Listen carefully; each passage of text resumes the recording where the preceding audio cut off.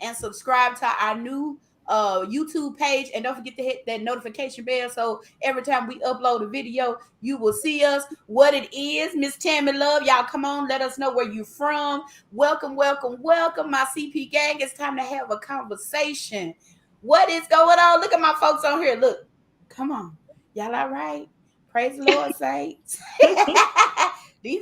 These babies looking cultured. Y'all see these babies? We are doing the back to school edition. Remember, if y'all have any requests, there's any shows that you would like to see us do, you can email us at rareimage26@gmail.com. If you would like to sponsor, and yes, sow a seed for you saints, you can send us a cash app at #rareimage26. That's it. #rareimage26. We are so blessed to have you guys here. As you know, we are on part 2 of our back to school edition, and we have some wonderful, wonderful, wonderful guests. Me and my brother, and CEO, was so pushed to speak on back to school. We know school is back in session, and we do have some seniors that are on their way to college, and we really wanted to speak with some of our college students that have graduated and are just being a part of back in the workforce. They have graduated and they're back in the workforce. We want to speak to them just to give some of our college students that look back on our shows just some preparedness. We need them to be prepared for what's going on, what life is like, because sometimes we have a conception or a thought process about what it's supposed to look like, and when it's different, it blows us out the water. So if you guys would, from my top right, can you please just introduce yourself, tell us what school you went to and what is your profession? Hello, my name is Asiana Wolford. I attended the University of Memphis for undergrad, and currently I am a graduate student at the University of Memphis studying clinical mental health counseling. And I also work as I guess you would say, a worker at the Early Learning and Research Center on campus for children. Oh, nice. Next, Miss Kayla, as Shamar get his thing going together. Hello, I'm Kayla Glenna. I graduated from the University of Tennessee, Knoxville with my Bachelor's of Science in Chemistry with a minor in psychology. And right now my profession is professional job searcher. That's it. That's all right. We be searching. Praise God. But what are you back in school again? Are you getting ready to enroll back in school? I want to go back in August. Okay. Okay. So I don't know where Shamar went. I think he's trying to get something done. But I am first of all, I'm excited for the both of you being here, because it's nothing like seeing, our own push towards their dreams and do what they're supposed to, what they're called to do. You may be searching for a job right now, but it ain't too many of you walking around, Kayla. So you are going to get a job. Now, you may have to come out of Tennessee. Oh, he's back. Oh, praise the Lord. Come on, Bishop. Speak to the people on today. Hello, I'm Shamar Bufford. I went to Murray State University. I currently now work at St. Louis University as an admission counselor, working and serving students in Tennessee, Kentucky, Ohio, and Georgia. Come through. Come on, you better. I would go to school just because he came to me. I'm just saying. That baby is professional. I like that kind of carrying on. Come on. So you got people in the comments like, yes. Yes, we appreciate it. We appreciate it. I was just saying how proud of you guys we are to see y'all go towards, because you hear so much negative when it comes to the youth today. It's good to see that you guys actually put forth the effort, you put something in your mind and you accomplished it. A little bit what we were talking, can y'all tell me when you first went to college, what were your expectations and what did you really get when you entered into college? And anybody can start. I'll go first. Um, Graduating in 2017, hearing a lot of students or hearing a lot of my friends say, oh, college is going to be great. And then hearing a lot of people say, oh, you're going to Murray State, that's a party school. So in my head, I was thinking, oh, okay, I'm looking for a school that is going to give me my education, but everyone else sees it as a party school. Got there, and honestly, that was not how Murray State presented itself, and that's not how it was. I was like, yes, there's a party here and there, but for me, it was more of that development in my friends and figuring out where I fit in on that campus. So I had Racer Band to really guide me in that position of finding my friends. But after that, it was a really difficult transition because I was the firstborn, so I'm mama's baby, and I kind of missed home a little bit. But I found those friends who pushed me in the right direction and was like, okay, let's go do these things. Let's get out. Let's go do this. And I think that was the biggest thing that I could have from college was finding those people that fit me in my circle. That's so good. That's so good. Either one of you guys could go, and then I'll go last. Okay. Oh, you want to go? You want to go? I'll let you go first, and then I'll Okay, you got it. I really didn't have many expectations for college just because I didn't really have like a lot of family members that went or anything. And my school was like very different from my sister's school. So I really didn't know what to expect. But I thought it was going to be fun. It was not. I was in the library 12 hours a day. Like it wasn't nothing. It was very different from what I expected. Like I was always really good at school. I never had to study much or nothing. Tried that. It wasn't gonna fly in college. So I really had to like completely reevaluate everything that I thought I had knew about school. Right, right. And Wow. then I would say for me, going into college, so coming out of high, let me start off with coming out of high school. I remember like I went to Humboldt High School, and it was a very small town. I'm pretty sure most people on here are familiar with Humboldt. Humboldt's a very small town, and so I graduated valedictorian in my class in 2017, and so Come through. but my school was pretty small. Like it was a class of I think 70, 78 at the most for our graduating class. And so I just had this constant fear going into college that I wasn't going to be good enough. I thought that Mm, I come from a small town, and yes, I'm number one, but number one out of what, 70 something compared to like these people who went to schools with classes of 200, 300, 400 students in their graduating class. And mm, so for me, freshman year was just a lot of feeling like I needed to prove myself, going that extra mile. I was a psych major, so apparently I didn't even need to be in the library as much as I was. Didn't know, like if you ask anybody about psych, everybody's majoring in psych. So I didn't know, like, maybe you don't have to be, but I was always in the library. I was always studying. And then one day I just came to this realization. I was sitting in class one day, and there were white male students in the class with me.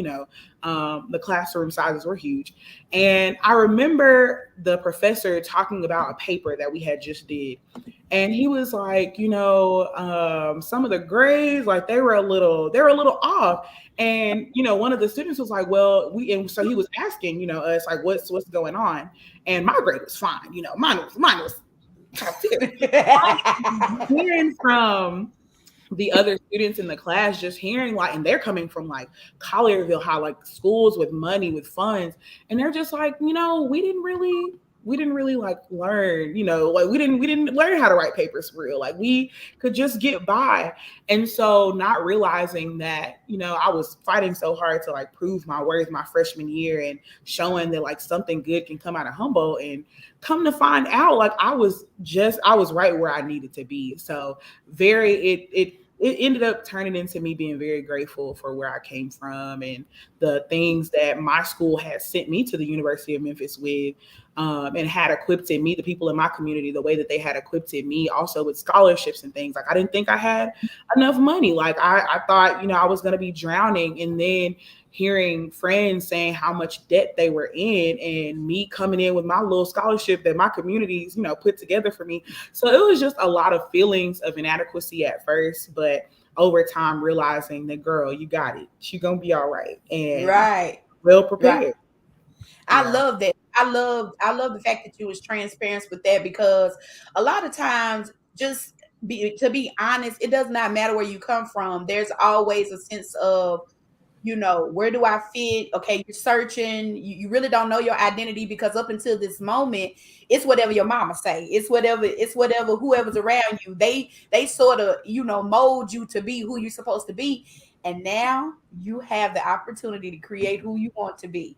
And that can be overwhelming. And nobody told me. I was very sheltered when I went to school. Like, we wasn't allowed to spend the night at cousin's house. I don't know their mama and I don't know they dad. Y'all not going to their house. And so I was very sheltered. So my first year, I was just like, oh my goodness, what is going on? Who are these people? What are they doing? And so I love the fact that you're transparent about the feeling of being inadequate, because what we all need to understand is all of us bring something to the table. And if you realize that at a very early moment, it will keep you from making those big mistakes of fitting in places where you don't fit, but you just want to be somewhere. Can y'all guys tell me, how did you guys, because y'all was in college during the pandemic, and so tell me how the pandemic affected you guys, because I don't think, everybody was going through their own thing at the pandemic. I don't think they really worried about, the students that were graduating from high school, they couldn't have a prom, a proper graduation. Even those that finally graduated from college, Shamar, I think I remember y'all had a storm and we couldn't even come see y'all graduate. And I was just like, I wondered, what kind of impact did that have on them? So y'all just, Shamar, we can go with you, because I see you got something to say. I feel it in my spirit. So starting off with the pandemic, it was a big conversation, and we had literally just went on fall break. So I was like, yes, spring break. I'm sorry. It was spring break. And I was like, yes, I get to go to spring break. We're celebrating my friend's birthday. And we shut down the building and we go to Louisville. And the next thing we know, we received an email that said, hey, we need all RAs to return to campus. We are actually going to shut down school. In that exact moment, I was frustrated. I was angry. I was hurt. And to say the least, I was just really upset. Like, not even kidding you, I was angry. I was like, why does this have to happen? I was a junior. My two best friends had already decided that they wouldn't be coming back. One would be graduating. So I was really upset. So we come back, have all the students move out. And I remember calling my mom and being frustrated with her, because she was like, I just think it's time for you to come home. And in my head, we always think, and we're like, oh, our parents are just saying this stuff just to be saying this stuff because they want us home. And I started crying. I was upset. I didn't want, it's not that I didn't want to be home. It was the connection and being around those friends constantly. Right. And I was hurt. I went home. I felt like I did homework 24/7. Professors were trying to find something for us to do, whether that was write a paper or read books and write something on it. And it was really tough, because I was like, where's that connectivity that I need? I'm a people's person. Where are those people for me? And that was the frustrating part, is because not being around people, mom saying, well, you got to wear a mask everywhere you go. You can't do this. You can't go here. And I'm like, oh my gosh, if I hear the word can't or you're not, I'm going to blow. it was like I was upset. Like it was just frustrating because that's all I kept hearing. You can't. We're lone lockdown. We're doing this. And I remember my brother being a senior, and he's like, this is not fair. I don't get a prom. I don't get this. But then in my head, I was thinking, well, y'all are about to get all these scholarships, class of 2020, multiple full rides because they went through a time where nothing was open. And I was like, man, if this was 2017, could I just get this full ride to wherever I want to go? I was like, that was the upsetting part because I wanted to be there. I wanted to be just like them. But then when the tornado hit for me after graduating, I saw how they felt in that transition of having something stripped away that you have worked so hard for. And it was upsetting. But also I realized that if it did not happen, none of the doors would have opened that I have now. I wouldn't have been able to go to a job interview a week after graduating. I wouldn't have said, oh, I got a job right after I graduated. So it's like, it's upsetting, but sometimes I realize like the process that you have to go through to get there, it sucks sometimes, but I was happy to get where I am. I was like, you know what? And then I went to St. Louis and my friends threw me a graduation party. So I was like, you know, it's I didn't graduate. Well. Hey, I got a job. You know, I'm fine. I love that. I love the quiet after the storm sort of mindset, because you know, when you in something, we do not see what that outcome is going to be. It's just like, I'm right here right now, and then we don't put ourselves in other people's shoes, and we get sort of selfish, like unbeknownst to us, we just like, why this and why that, and not knowing that it's all a setup. Everything that happens is a setup, and I'm just like, my mind is blown, like with just listening to all of you guys, the maturity that has happened. Because what happens when you are locked down, just think about a bottle of wine. The longer it's locked down, the more mature it becomes. And you guys, although you were locked down in a space, there was a level of maturity and thought process that had to happen in order for you to push past what was going on. Because some people literally did go crazy. They fully grown, been working for a long time, and they went crazy. So I love the way the maturity happened in the wait. I do love that. I was like, I did mature, but I did go crazy, just a little bit, just a little bit.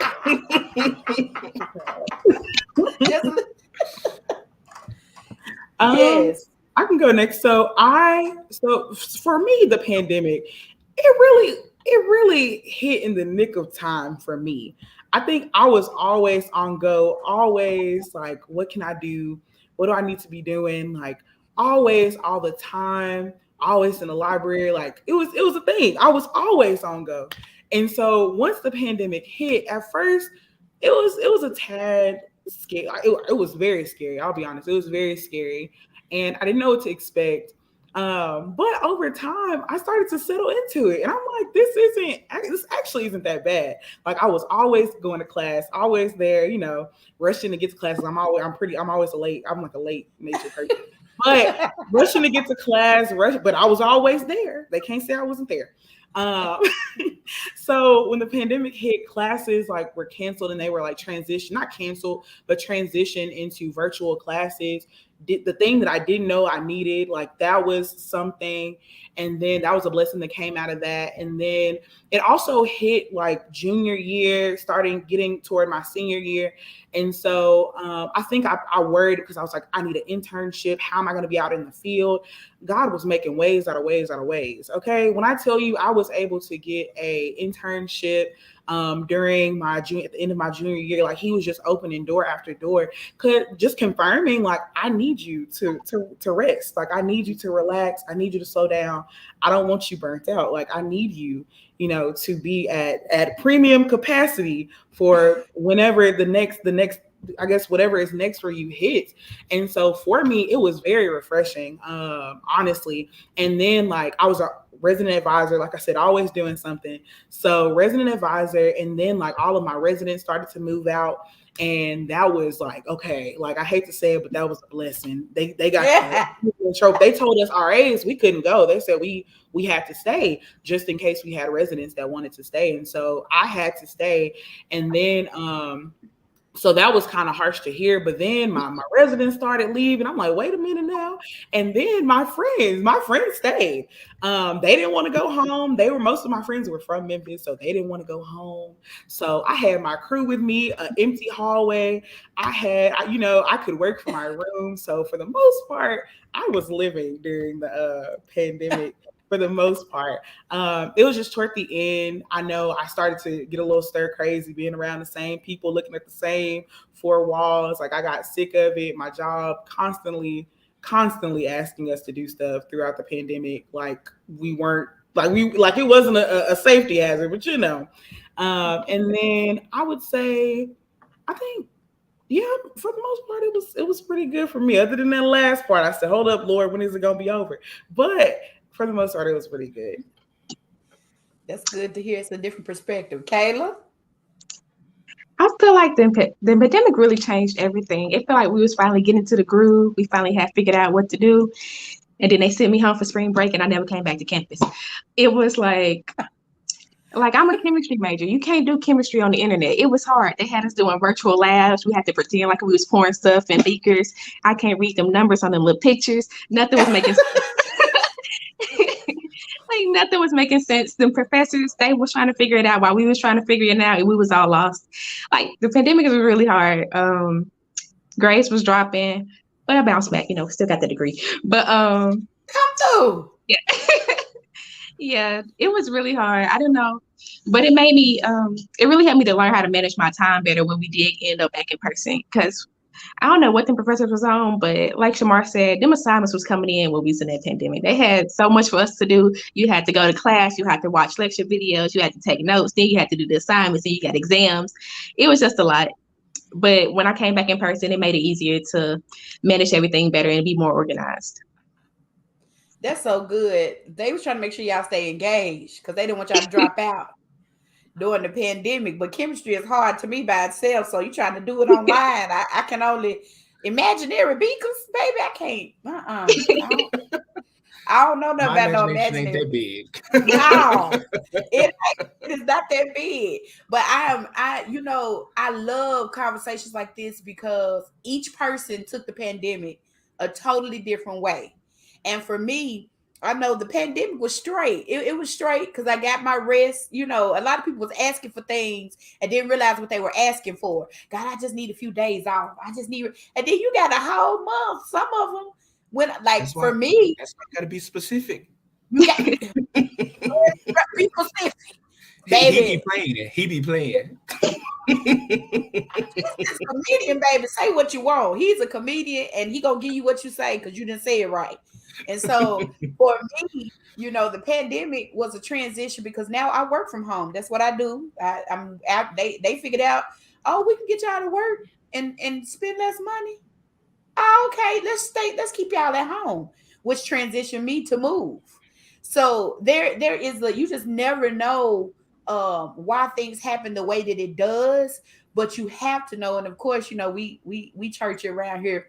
Everything is working out for the good, for sure. If you allow and you rest in His bosom, knowing that He has you in whatever goes on, know that He's working behind the scenes and He's doing something, especially for you, because just going through that whole transition, a lot of people didn't know themselves, understand, because when you go, you don't have that time to reflect and to think and to, because it made me think my whole friend structure. I was just like, who are these people? Like, why am I hanging out with them again? Like, you got to see people at their realness. It was no more, how the real world, the show says, the real world, it gets real after, baby. It got real. People showed their true colors during the pandemic because they got to the point where, I'm at home, relax, baby. You got to relax. You showed me yourself. So it was all good. It was a revealing, and what I see is a revealing of excellence in each one of you guys. And you can hear it. It's just in your language, in your conversation. Shamar, Kayla, I've been knowing y'all since y'all was a little bitty. And, you can have thoughts about children. Oh, that child right there going to do this and that child going to do that. But to supersede what you can even think or fathom, that's God. That's a whole God thing. And I know that it can be scary, especially coming from a small town. I mean, Jackson ain't that much bigger than Humboldt. It's just a bigger circle. That's it. It's a circle. But the mentality is small a lot in that area for a lot of people. So to even, push past that, what would you say to those that are transitioning now? It's their first year in college. They are in a new place. Some of these people, like you say, you felt inadequate, um and they're in the big towns for the first time, and it's like overwhelming them. Like, I'm on the phone like, oh God, you can do it, but what can you give them to help them push past a feeling of being overwhelmed?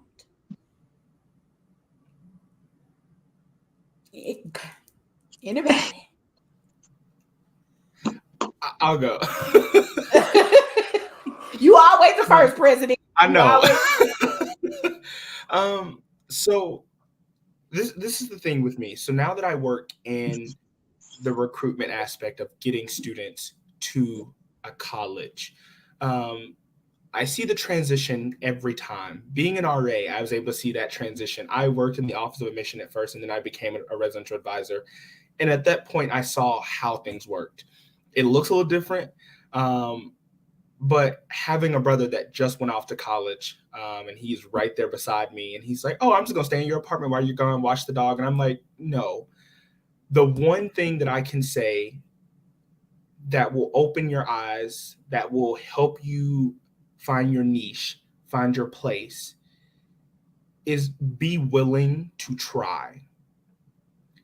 If you can try, you're going to get somewhere, because there's a lot of things in trying than rather you just sitting and being still. Being still is good at some moments, however, but if you try to get out, if you try to make friends, after a while, that trying is going to be an accomplishment. You're going to be able to go forward. You're going to find those friends. You're going to find that group that you belong in.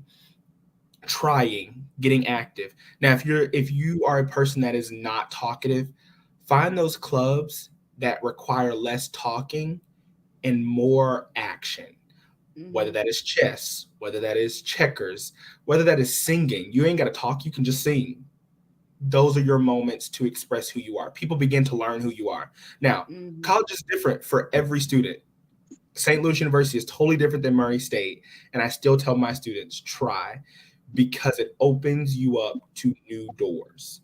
Najee is having such a, it's hard for him because he likes himself. He knows himself so well. But I want him to try to get out and make those friends, because those students are there. There are people who are wanting to reach out and be a part of him and make him a part of them, but he has to try that aspect of it. And I think that's a lot that happens with students who are transitioning to college, because you come from a town where everybody knows everybody, or you're from a big city. I'm from Humboldt, grew up in Jackson, so I know both sides of how that works. But people who are coming from like Chicago or St. Louis, and they're going to University of Memphis, or they're going to UT Knox, those cities, you don't know them, try them, because there's literally, I had so much fun in a small town. It was great. Murray did me justice. I like it. Why I hear a song, pick yourself up and try again. Pick yourself up and try again. Hey, I heard that while you were talking. I was just like, that's it. That's a big, you have to be, I tell them, you have to be open. You cannot go in there closed-minded, judgy. Get away from the judgy, because baby, my friends was the Motley Crew, baby. You never know who I was with, baby. I'm just, because I developed a love for people, and not for, I'm not judging what you do outside of me. I ain't got nothing to do with that. Long as it don't infringe upon my rights or get me arrested. Other than that, we can be friends. I'm cool with you. You cool with me. Don't be disrespectful. But other than that, we good. We are good. What you say about it, Kayla? I think you really just got to find your people. Like, no matter what you're interested in, no matter what you like, there is a club for you. There are so many clubs on college campuses, no matter what it is. Like, I used to see clubs for the craziest things. I'm like, people meet for that? But, yeah. Come on, Delta. You pledged, didn't you? Delta Sigma Theta Sorority Incorporated. But Yes, baby. whether it's a sorority though, or like I was in a lot of clubs. I was in the Black Student Union. I was in the Undergraduate Forensic Science Club. In some of my clubs, I was the only Black person. Some of my clubs, it was only Black people. So it just really depends on what you interested in. And I would say just try, like, just give it your best. Like, try, like you were saying, try, give it your best. I think there's a quote that's like, I think like aim for the stars or something like that, shoot for the sky, and like at least you might like fall into the stars, something like that.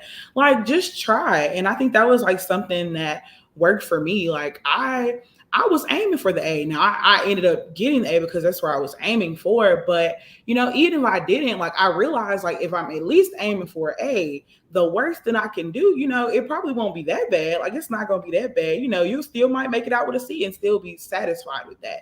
So it's like, do the best that you can, and then like do the best that you can, and just give it a try. Like, that's really all you can do. When it comes to people, like you were saying, like Kayla was saying, find your people group, because that's going to make you want to stay. Like, that's going to make you want to stick it out. Having people there in your corner to encourage you and let that it's all right. I struggle to be able to see somebody in their daily struggle as well. It's very helpful sometimes, very encouraging. And then if you find out that you're the only one, now that's the only thing I'll add about people though. If you find out you're the only one in your people group that is really trying, you might need to go find another group. That's the only other thing that I would add. I've seen a lot of freshmen get caught up with that. Friend out of friend through their group, out of the group that they found, dropping out, and then of course they end up getting discouraged by that. Like, no, don't let that discourage you. There's plenty more people out there for you to connect with that will keep you on track and on mission and on purpose. That's so good. And let me say this, because if you were anything like me, you don't fit nowhere. Okay. You get along with everybody, but you don't fit nowhere because your path is on another level. And I want to encourage that one because I know Shamar is one. I know for sure. He called to another spiritual level. And so I know he had a hard time with that.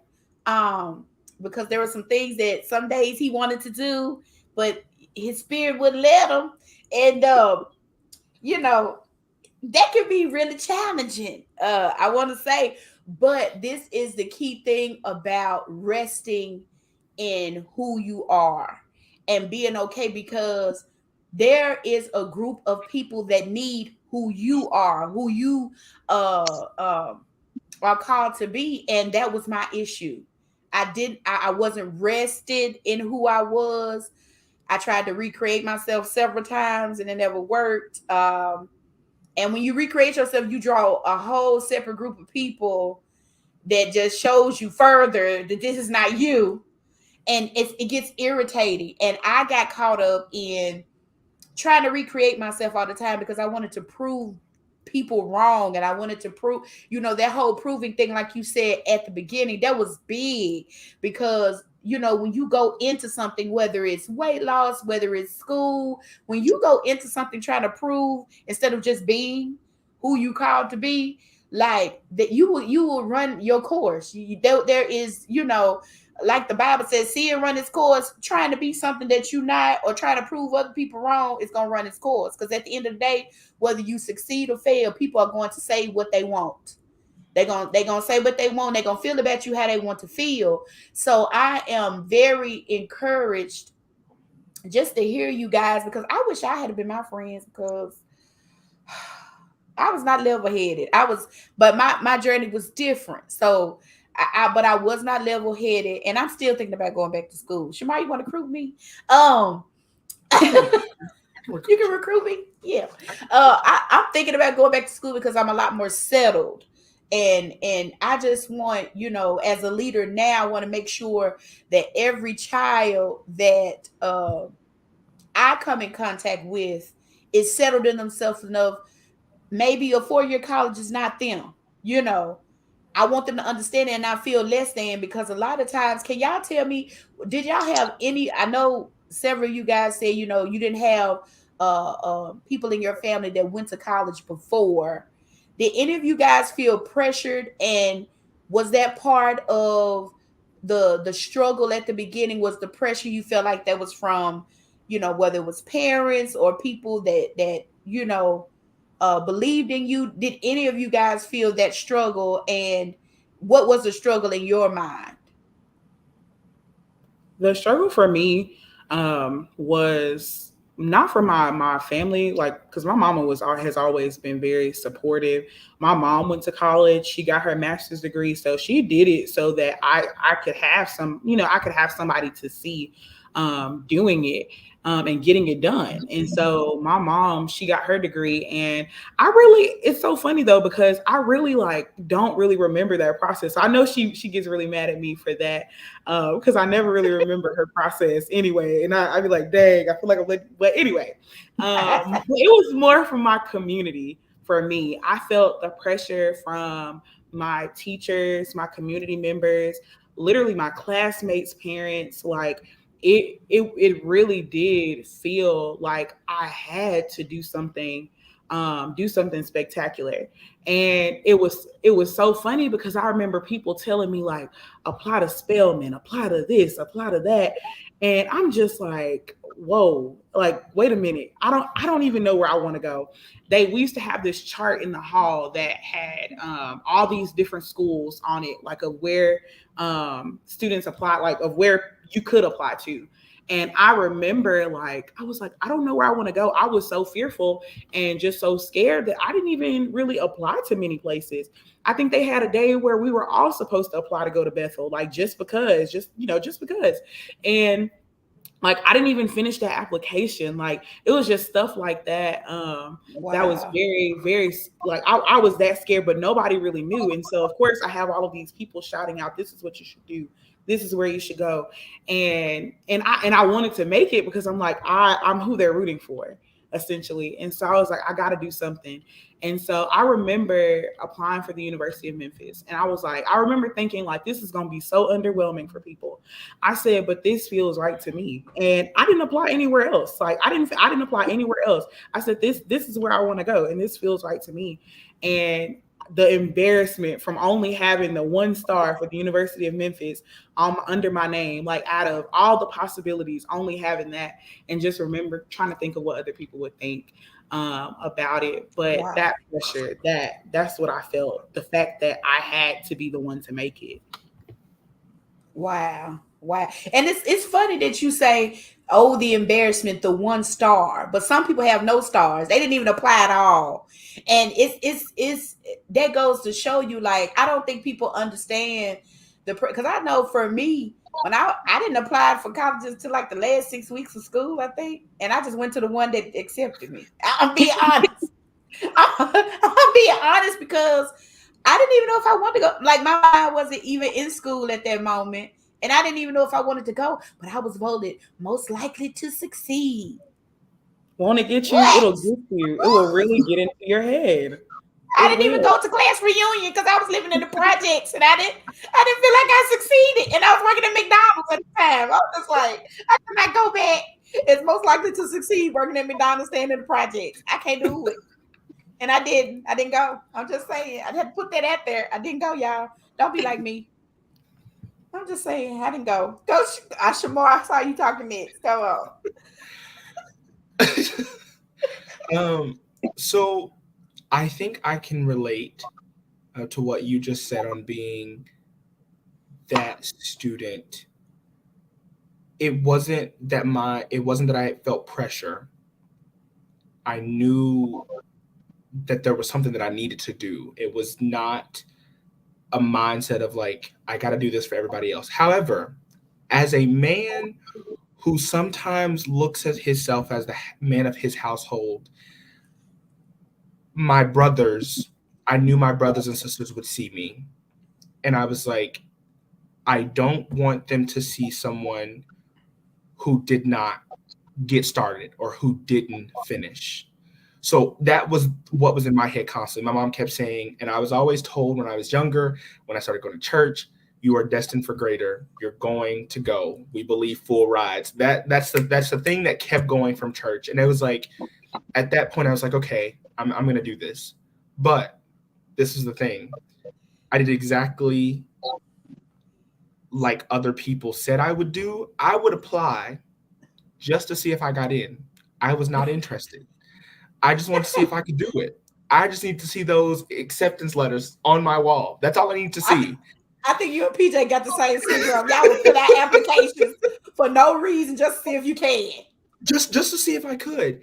And in those amount of times, I did get several full rides, but I didn't choose any of them because I had already placed my mind on one school of being like, this is where I want to go. And I went to that one school, and I remember going on campus with my mom, my TT Cheryl, PJ, and me, and we walked on campus, and I was like, "Yep, this is where I'm at. This is me."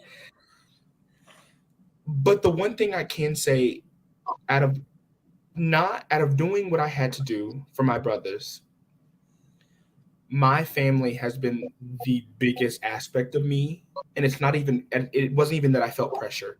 It was I didn't want to let them down. Having multiple brothers, having multiple sisters, having a family that is dependent on the women in our family was, something that I was like, wow, I have these strong women in my family. I need a male to do this. I need a male to help this situation because it's not just up to women to take care of the nation. And I was like, you know what? I'm going to help mama. I'm going to go to school. Come on, bars. He got bars.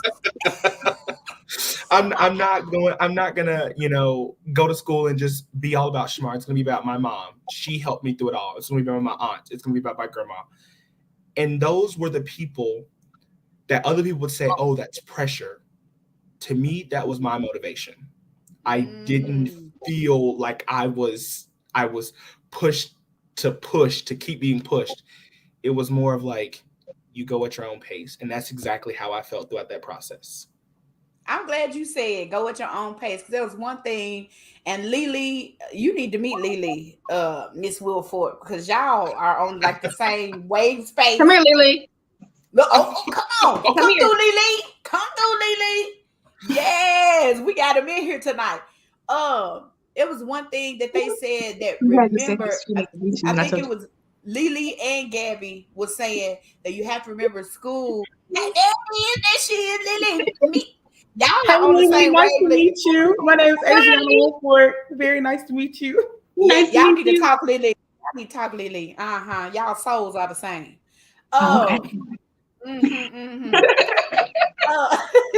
One thing that Lily and Gabby said last week is to remember that school is not a race, but it was, what was it, Lily? It's not a race, but it was a marathon. Yes. There it is. It's not a race, but it's a marathon. And so, in our minds, sometimes people put it in us like, you got to get through with your 4 years. And some people go to school forever. And especially if you're going to be a doctor or something, maybe they be in school most of their life. They only get to work less than half their life because most of their time is in school.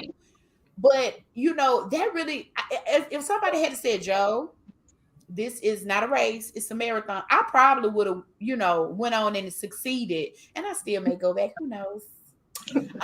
But Joe, it's funny you say that because the race, it's you're paying attention to what's going on around you. You see people you came into school with and you're like, we all got to graduate at the same time. And you think it's high school of being like, we must graduate in those 4 years together. It's not. People get done or they finish that marathon when they get ready. It's that I have the time, I can. Because if you push yourself, there's something you forget along the way. There's something you drop. There's something you leave behind. And I took 4.5 years to graduate. Did I want to do that 4 years? I did, but I realized that I wasn't ready that fourth year. And I was like, you know what? I'm going to take me one extra semester to say that I'm ready. That's good. That's good. Adrian, what you say? I did the same thing. Yeah, I took one extra semester in the summer. I ain't never took a summer class before, but I said, is it worth my sanity trying to fit everybody else what everybody else wants? Like, is it worth me and my sanity? So I said, let me add this extra semester. It's not gonna be the end of the world. And I enjoyed it. And I was very shocked. I enjoyed that. So yes, it's not the end of the world to take that extra semester to finish in 5 years. Yeah, yeah. Come on, prophesy, Miss Porter. I shall go to school. Yes. Come on, put that in my spirit.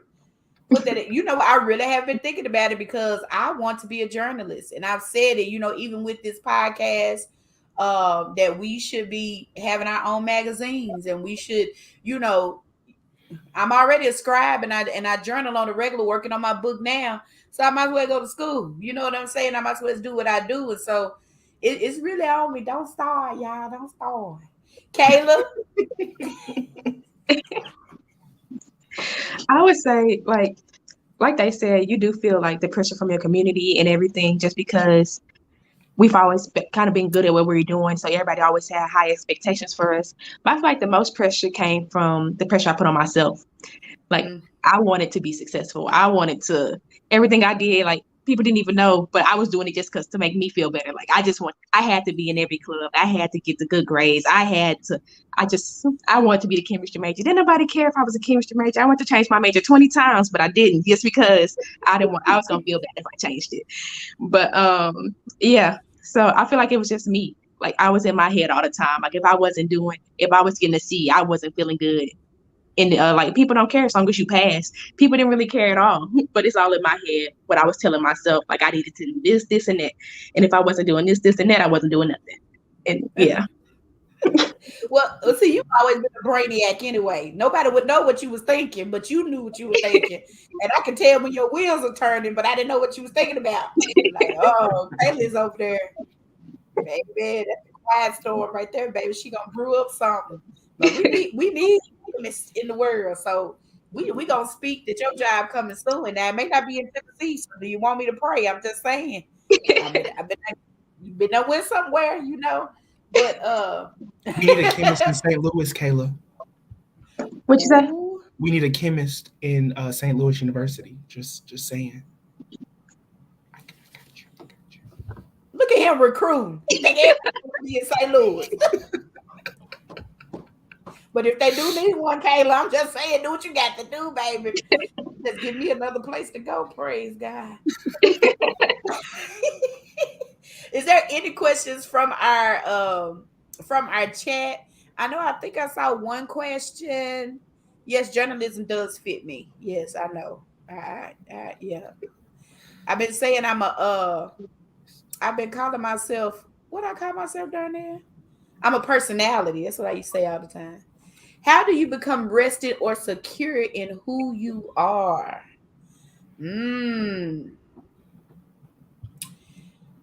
Anybody got the answer to that? Y'all know I can preach on it, but let y'all answer. For me, it was just redefining and discovering who I was in Christ. I think that helped me a lot. Once I did that, I think then it was a lot easier for me. Before that, I was always perform. My mentality was always perform, be who they want you to be. But when I found out who I was in Christ and who He had called me to be and created me to be, then I feel like it was a lot easier. I was able to breathe because I don't know who I thought I was, but I know when I found out who told me I was, then that's where the security came in. She said, I don't know who I thought I was, but I don't know who I was. I really don't. But it's like that for everyone. You know who people told you were, and you know what other people see in you, but it ain't nothing like knowing for yourself who and what you really called to do. It's nothing like knowing it. What about you two?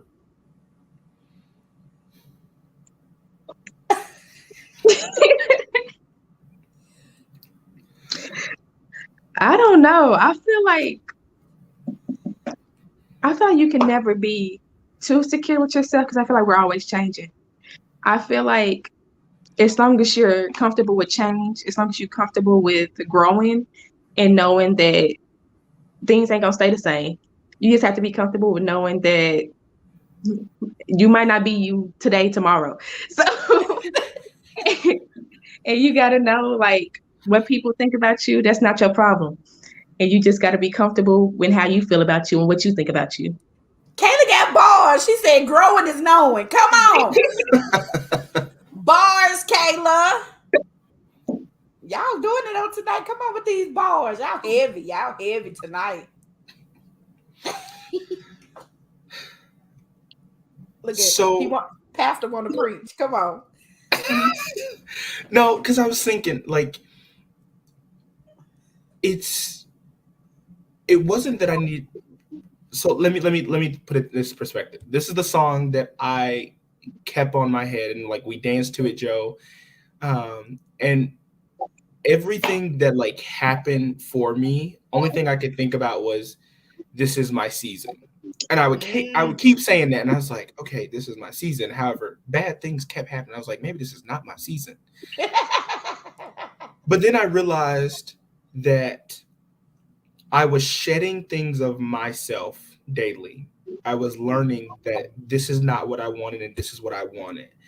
And whether that was cutting off a person or adding a person to, or stopping this and adding something else, I think that's when I really began to mold into who I really wanted to be. And the first start of that for me was becoming a resident advisor. One thing that I learned, somebody asked me my gift the other day. And I said to myself, I was like, Shamar, what is actually your gift? Because I never, I can talk and I can communicate, but I was like, what is my gift?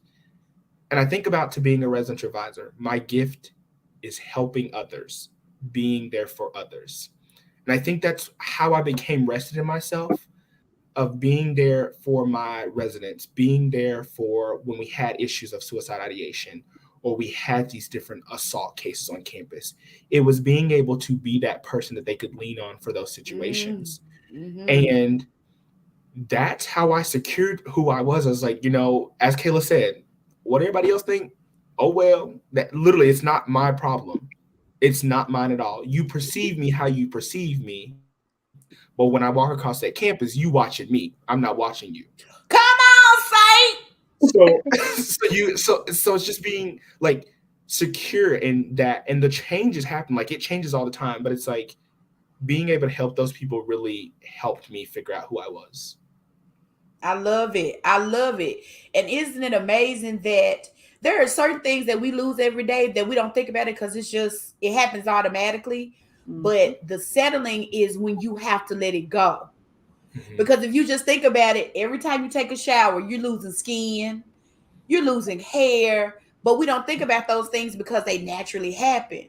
But when you have to make the choice to let something go, that's when you can do that and do that with a settled space in you to where um and this is that's a deep question, baby, because first giving another guy who's ahead of my life, it depends on what season you in.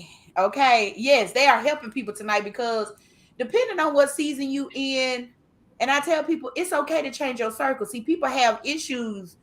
Your circle is not like a ring that you put on that you're supposed to keep on forever. Like, depending on what season you in your life, your circle changes. And we have a hard time. We just think, okay, if I gotta leave the circle, that don't mean you forsake the people. That means you're transitioning from glory to glory, from faith to faith. That's a transition. Those are level. So when you're level up, you can't carry the folks you used to play with outside, at school time in a real world, adult situation. We not at playtime. This ain't recess no more. We got to grow up. And so, in my transition of moving to North Carolina, I had to learn how to deal and explain and communicate. Listen, it's not that I don't love you. It's not that I don't consider you a friend. But at this moment in my life, what you are presenting is not cultivating what needs to be cultivated at this moment. You're actually turning me into a desert. And I need maturation. So I have to be around those that carry the water. And that's as plainly as I can say it to them. If you can't take what I say, I have to shake that dust and keep on Mhm. walking because it's necessary. And God may bring you full circle back to those places to help you heal a space in them, help bring them along, walk them through. But if you are so terrified to come out of this same circle that's turning into a cycle, then you will never move. You'll be a rocking chair moving, but ain't going nowhere, not going anywhere. And I think as much issues as we have in life, the issues that we have and the people that have the issues, it's those that are caught in cycles. They in the circle and they don't know how to break out of it. And so the only way they know how to break out of it is to commit something. They're really, if you really think about it, like all the murders, it's an expression. It was a place in them that they needed to break out of, and they didn't know how to do it, and they express themselves through whatever act of violence, whatever, whether it's upon themselves, whether it's to other people. If you learn how to, and I'm gonna say triage because I'm in a class where we learn how to triage situations, and basically you learn how to think like them. What was their reasoning? When did it go wrong? Maybe I need to be psychologist. I don't know. I be thinking, y'all. Praise God. Um, Joe, with that, you could also do criminology. I could because I be looking at CSI stuff and I be knowing who killed the No, folks before no, the folks Joe. do. He No, said, never Joe. mind. He said, never No, mind. no. That is wrong. He said, never mind. But I do like, I do like to understand why people do what they do, because it's just not, oh, they just crazy. No, you can't shoot that off because I'm one decision away from making the same mistake they made. And when you put yourself in that position, you won't be judgy. You'll learn how to take you can walk with people. I love what you Mhm. said about, I think I'm for people. They can lean on me. That is big because, baby, these folks are some real pretty walls, but you can't hang no pictures on them. I promise you, they so fickle. You get ready to hang up a picture and the whole wall fall down. You be like, you ain't got no studs or nothing, no stability, but they look good, look real good, baby. But ain't no studs or nothing. You can't. And we need more solid people. Like, I'm being fun, but we need solid people, y'all. We need solid people that will think a thing through. Um, Another question: how or when did uh each settle on your specific choice of study? Oh, can I Oh my can I go God. first? Can I Yes, go you can go first? first. President, you always go first. Okay, so growing up, and Joe knows this, I was so settled in becoming a gynecologist and specializing in women's health. That was what I was Yes. set in. It was And I was like, set. you sure? You Joe kept sure? saying it. Joe kept saying, and everybody was asking, "Is this what you really want to do?" And I kept saying, "Yes, yes, You yes, got to look yes." at. But Kayla, yo, they said, "Oh, you got to take chemistry one." Okay, I got this. Don't remember anything. Couldn't tell you what happened. Couldn't tell you what explosion I did, what nuclear electrons, whatever. Couldn't tell you nothing. And I failed the class, and I said, "Okay, this is not working." And then they said, "Oh, well, let's try botany." Did botany, the study of plants? I don't care that they open and close and take in oxygen and monoxide and whatever else. I couldn't understand the concept. I almost spit my Being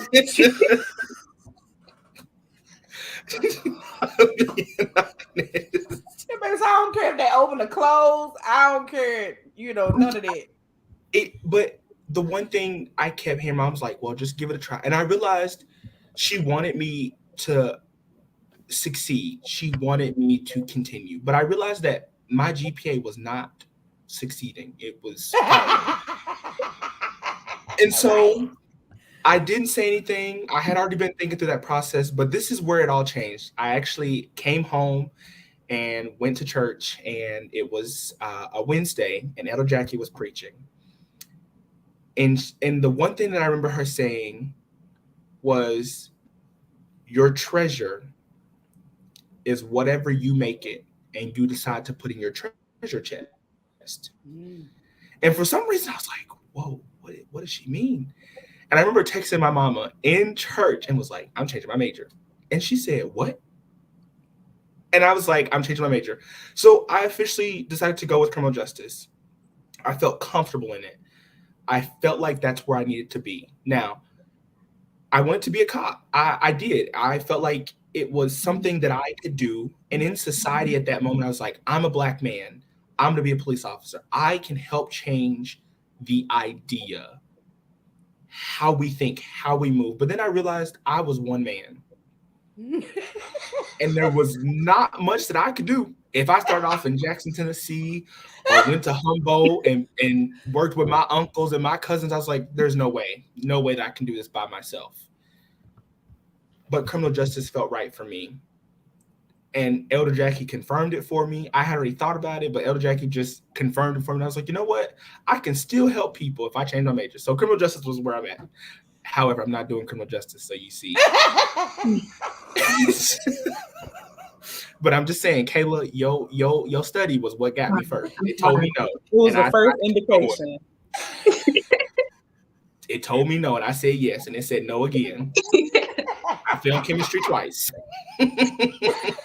But you are doing the people a justice because I know you. And if you're recruiting, you are giving all information to help these babies get what they needed. And some of them, you don't know, they may be criminals. They may be right on their way to criminal.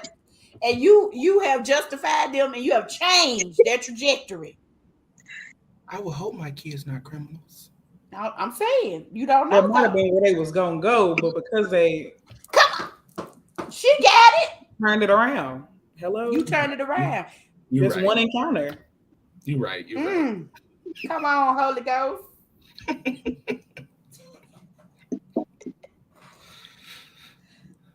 Adrian, how did you say? I'll go next.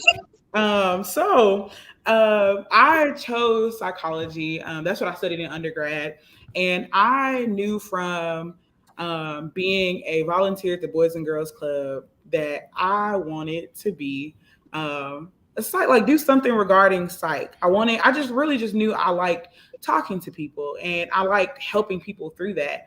And so I remember like getting a chance to be very close with some of the people that society in my community that society deemed, or the kids rather, that society deemed, I guess unruly or whatever the case may be. They're wild, they're the people that the community had written off, those kids, and just getting a chance to rub elbows with them and talk to them and hear where they're coming from. And this is me being a teenager as well. Like I'm a teenager too, but just getting to see these people up close and personal and hearing their stories and hearing like, this is how they got here. This is why we're here, and seeing their circumstances, that definitely fed into what I decided I wanted to do. I didn't really know how to get there, but I knew that's what I wanted to do. And I remember a teacher asking me what I wanted to do. And I remember I told her, I think I want to do psychology. I want to tap into the mind of these people that society writes off. That's what I want to do. And then I remember being in that space, I said, children and adolescents, that's what I want to do. And so fast forward to college, I got into my classes and my courses, and I was so nervous that it wasn't going to feel right. But it did. It felt right. And it felt like that's where I was supposed to be. And then I started to get into the courses telling me about careers, and you ain't gonna make no money unless you do this. And you ain't gonna, it don't pay that much if you just stop at your bachelor's. And something just said, go, like, keep going. That don't matter. You got that. You can do that. And so listening to that's what I want. And then getting my psych courses and coming to find out, like I said, everybody does psych. Everybody majors in psych. You can get any kind of job doing psychology. And so I said, no, I want to counsel somebody. I want to be a therapist. That's what I want to do. I want to tap into what is up here, and then I want to go a little bit further, and I want to talk to these people. and I want to help them in through the art of conversation. And once I got there, then they were like, "Oh, you can do all these careers," and I was like, "But I want to be a counselor." They were like, "But no, you're not gonna want to stop at that. You're not gonna want to do that. Like that's for what everybody thinks they're gonna do." And I said, "But I'm gonna do that. That's what I'm gonna do." And so things just started happening, falling in place. The internship placement that I was in, meeting people that were psych majors that transitioned into the graduate school, finding out that I didn't have to do in graduate school what I did in undergrad, then meeting certain people, finding out that my psychology background would slide me perfectly into counseling, and taking a counseling course just confirmed that. Intro to clinical counseling, I'll never forget. It showed me that this is what's next, and then God connected me to the people that showed me how to get there. So then I ended up enrolling in the clinical mental health counseling program that had come to find out I was at the school already that had the best track for me. Wow. It was crazy. I was ready to go. I asked my mama. She was scared. I was going to go to Dallas. But literally only 2 schools I could find. And it was one of them were the school that was the school that I was at. And so it just all fell into place. And so now I'm here in the counseling program, doing what I want to do, being in my classes. And although it's a lot, being happy and feeling like I'm right where I need to be. So yes, psychology and then clinical mental health counseling with a child adolescent track. Okay, come on. She running like a track star. I just felt that. Come on, Kayla. Okay, so I don't really have a story about how I decided on my major. I said I was going to be a chemistry major at freshman orientation, and I just ran with it, and I stuck with it to the end. I knew I wanted to go into forensics, and I needed a science degree for that. I didn't like any of the other sciences. Really don't like chemistry either at the end, but So I just ended up in chemistry. So what do you want to do? I should have called you, Kayla. You should have called me. I could have helped you. Yeah, she could have tutored you online. I know, sad, but true. It's them what is it they call the hard sciences that get you every time. You talking about the weed out classes? They knew I didn't want to be a doctor. That's the hard science. They call it hard science and soft science. See, I'm in the soft science. Baby, I'm just soft. I promise you. They didn't tell me the science. They didn't tell me the hard of the soft. They said science. They said science. When I first started my major, probably all the Gen Chem classes, we had like 300 students in my class. Once I got to the end, it was a good 30 of us. Weed them out one by one. Weed out classes. Baby, they got me. I can always take some to church, baby. They separated the wheat from the tare, baby. And I probably would have been a tare. I would have been a tare. Me too. Take me out now, Lord. I can't. But it's so funny that you say that because, like, starting off being bio pre-med, I was the only Black kid for several of those classes. My first week of classes, I was the only Black kid. I was like, oh, I like this. It's going to be challenging. Challenged me a little too much. I was okay. Hey, it's a song that says millions didn't make it. Come on. But I was one of the one. Woo! You made it. God, on today. These children gonna make me shout up in here. Y'all know I like giving them glory. Y'all know I like it. But I'm so glad you guys came on today. This has been an awesome show. Oh my goodness. I'm so proud of each of you. And I know you guys are going, this is just the beginning. I can't wait to see where y'all end up, honey.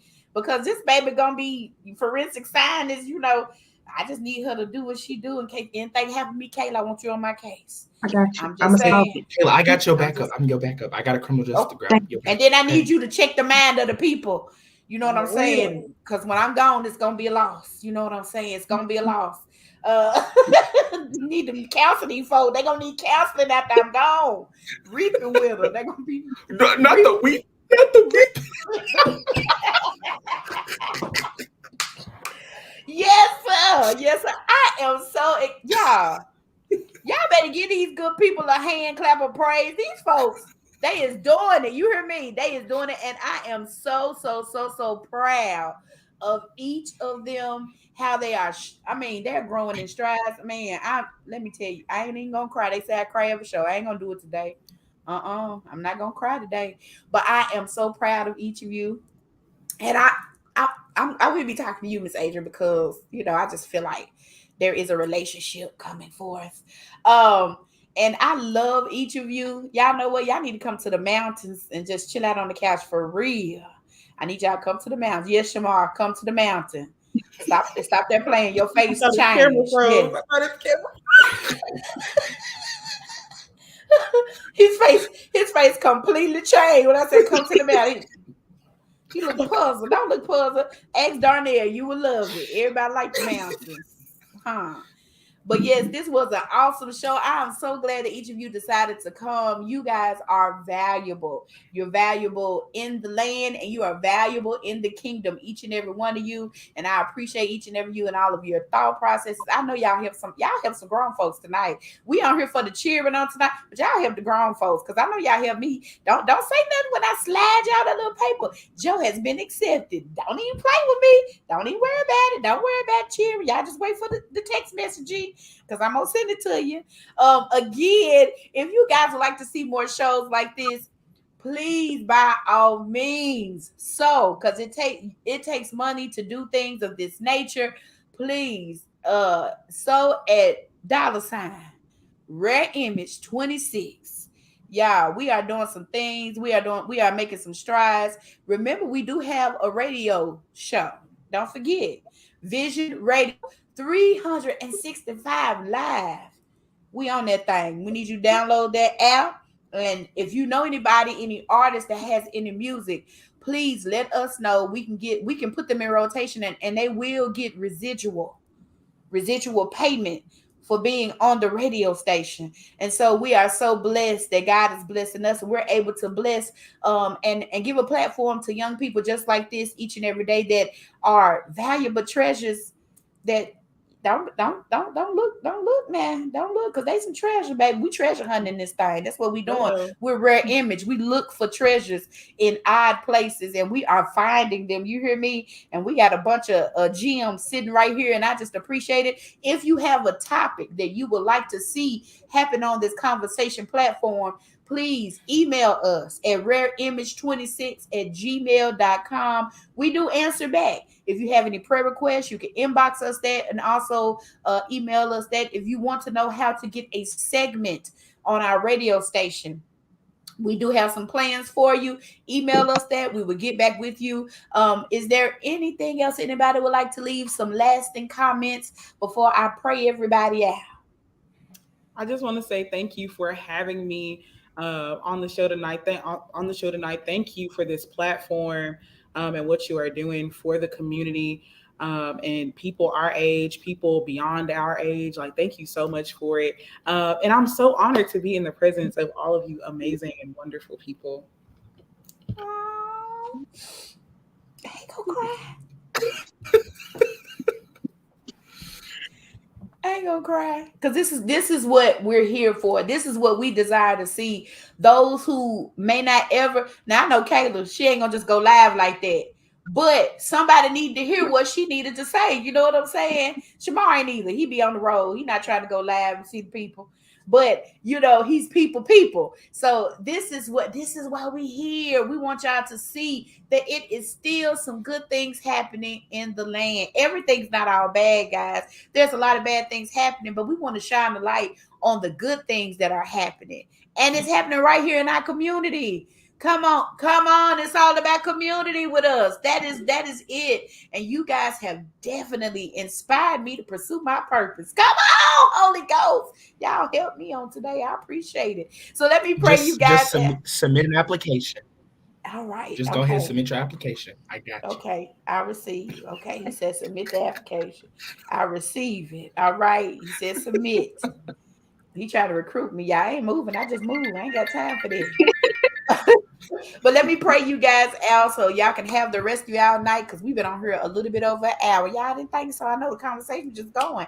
God, I thank you. I bless you even now for the refreshing that is happening in the land right now. I thank you, God, for the just fresh wind of inspiring. God, we thank you that people are being inspired tonight to go a little further than they did. We thank you. We ask you to bless each and every young person that is on this live right now, God, and for the words that they released on tonight. May you give them back a harvest, God, that is so enormous. Oh, God, they're not able to receive it all, but I thank you even now that you have impressed upon them, oh, God, just another level in the earth. I thank you, God, that every word that proceeds out of their mouth is weighty and it creates an indention in the earth that can never be duplicated. I honor you and I glorify you for each and every person that decided to go live, to come on our live. God, I ask you to bless them infinitely. God, I thank you for the wisdom that was released on this live tonight. I pray that it pierced somebody's heart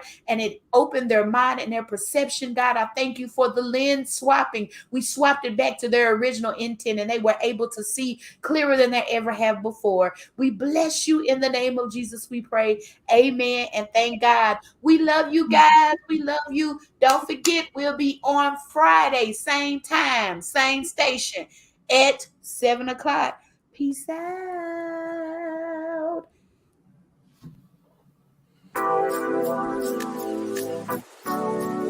Hit it, Mr. DJ.